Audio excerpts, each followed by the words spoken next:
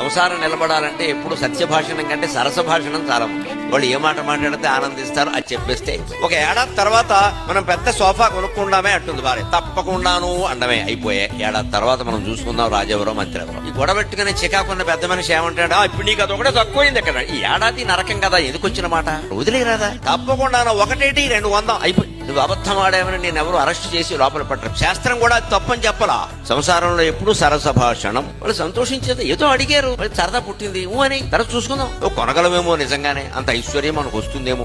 ఎప్పటికే వాళ్ళు అప్పుల్లో ఉన్నావు, నీకు అన్ని పలికి మేల కొరకులు మీ నాన్న ఇచ్చాడు. వాళ్ళ నాన్న కూడా ఎందుకంటే మధ్యలో నీకు సత్యం చెప్పడం అలవాటు అయితే మంచిదే మిత్రమా. ఇంత కొండ బద్దలు కొడితే సంసారం బద్దలైపోతుంది. ఎందుకు అంత బద్దలు కొట్టడం? మామూలుగా చెప్పరాదా? సంతోషిస్తారు. తర్వాత బహుశా ఒక 6 నెలలు అయ్యేసరికి ఏం కొంటాం సోఫా అని వాళ్ళే అంటారు. నమశివాయ అయిపోయాయి. ఇదే సత్యము వ్రతము. సత్యమే, నువ్వు చెప్పేది సత్యమే. దాన్ని కాస్త ఎదుటివాడు మరీ గాయపడకుండా సంతోషించేలా చెప్పు.